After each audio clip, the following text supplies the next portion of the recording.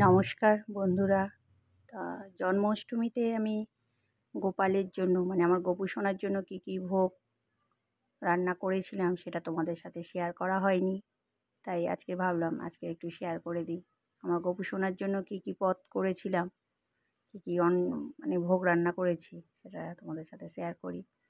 দেখতে পাচ্ছ এখানে তালটাকে আমি নদ বের করে নিচ্ছি, যে তাল থেকে তালের ফুরুলি, তালের ক্ষীর গোপুর ফেভারিট।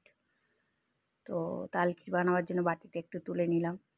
তো এর মধ্যে তালের ফুরুলি বানানোর জন্য এর মধ্যে চিনি, ময়দা, তারপর হচ্ছে সুজি, একটু মৌরি, একটু কালা জিরে, সামান্য লবণ দিয়ে এটাকে ভালো করে মিশ্রণ করে নিলাম।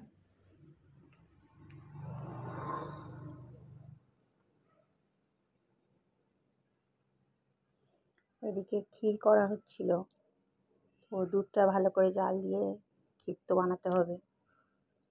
তো এদিকে ক্ষীর তৈরি করে নিচ্ছিলাম। তো নিজের হাতে সব কিছু বানিয়ে গোপালকে ভোগ দিলাম আমি। এটা আলাদা মজা, নিজের হাতে সব কিছু ভোগ রান্না করে সেই ভোগ নিবেদন করা, এটার মজাটাই আলাদা, আনন্দটাই আলাদা। তো একটা একটা করে সব রকম আমি ভোগ রান্না করে নিচ্ছিলাম। তো এইভাবে রান্না করতে ভোগ তৈরি করতে করতে তো আমার বিকাল হয়ে গেল। সকাল 11:30টায় বসেছি, স্টোভের মধ্যে বানাচ্ছি, একটা একটা করে বানাতে বানাতে প্রায় 5:30টা বাজতে যায়। এটা মালপোয়া বানাবার জন্য রেডি করছিলাম। মালপোয়ার মধ্যে আমি একটু টক দই মিক্সড করেছিলাম, দুধ, টক দই। এইভাবে একটা একটা করে আমার তৈরি হচ্ছিল গোপালের ভোগ।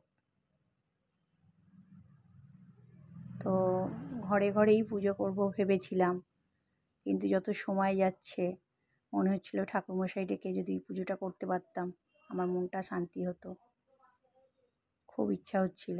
তো ঠাকুরমশাইকে আগে থাকতে বলা ছিল না। এটা হচ্ছিল পায়েস, এটা তাল ক্ষীর। একা হাতেই ক্যামেরা, একা হাতেই সব, একা হাতেই বসে বসে বানাচ্ছি। হ্যাঁ, তো ঠাকুরমশাই বলা ছিল না, যেটা বলছিলাম। তো পাশের বাড়িতে ওনাদের বাড়ি বড় করে পুজোই হয়, যেহেতু আমি সামনে দোল পূর্ণিমাতে রথেতে প্রতিষ্ঠিত করেছি, তখন একটু বড় করে করেছিলাম, তাই জন্মাষ্টমীতে অতটা বড় করে করলাম না, নিজের মতো করে গোপালকে ভোগ দিয়েছি। তাই সেই সূত্রে ব্রাহ্মণ বলবো না বলে যে নিজেই পুজো করব, তো মনটা সায় দিচ্ছিল না। তারপরে ঠাকুরমশাইকে ফোন করলাম যে আপনি ওই বাড়িতে আসবেন, আমার বাড়িতে একটু পুজো করে দেন না। আমার সব কিছু রেডি হয়ে আছে, নিজের মতো করে রেডি করেছি, ফর্দ নিইনি, তো একটু পুজো করে দিয়ে যান। তো মেয়ে এদিকে আমার গোপু সোনাকে স্নান করিয়ে দিচ্ছিল রেডি করে, দে আমি এদিকে ভোগ বানাই আর তুই একটু রেডি করে দে। তো রেডি করে দিচ্ছিল, যেমন লাগে ঘি, মধু, দই, গঙ্গা জল সব কিছু দিয়ে মেয়ে দুধ দিয়ে স্নান করিয়ে দিল আমার গোপু সোনাকে। তো আমার গোপু সোনা স্নানের পরে সেজে উঠছে।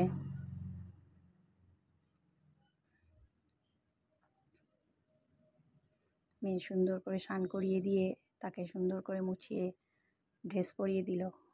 জামাটা এনেছিল ওর বাবা, মনে হয়েছিল যে বড় হবে খুব, তো না, পরাতে দেখলাম বড় হয়নি, ঠিকই হয়েছে, সুন্দর লাগছে জামাটা। আমার গপুকে পরতে তো আরও সুন্দর লাগছে। তোমরা কমেন্ট করে বলো আমার গপুর কেমন লাগছে।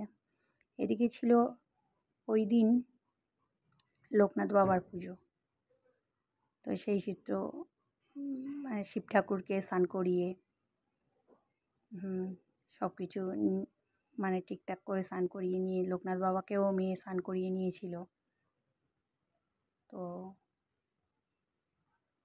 দেখতে পাচ্ছ আমি চাকলাকুচ হয়ে গেছিলাম একবার, আজ থেকে 15 বছর আগের কথা। তো গিয়ে সেখানটাতে আমি লোকনাথ বাবাকে নিয়ে এসেছিলাম, সেই থেকে আমার ঘরে আছেন উনি। তো একই দিনে দুটোই পুজো পড়েছিল, ভালোই ছিল। লোকনাথ বাবাকেও স্নান করিয়ে মেয়ে বসিয়ে দিল। এদিকে পুজোর রেডি জোগাড় একদম, আমার সব কিছু রেডি হয়ে গেছিলো, শুধু ঠাকুরমশাইয়ের অপেক্ষা। নিজের হাতে যেটুকু পেরেছি ভগবানের নিবেদন করেছি। তো ঠাকুরমশাই চলে এসছেন, আমার পুজো শুরু।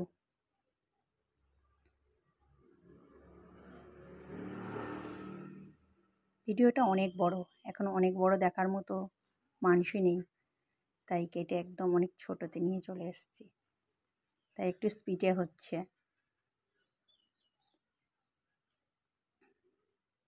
আমি একাই ছিলাম পুষ্পাঞ্জলি দেওয়ার মতো।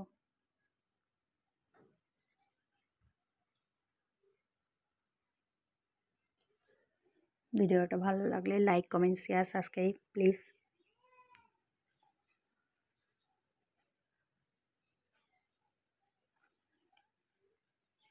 এভাবেই চলতে থাকলো আমার পুজো।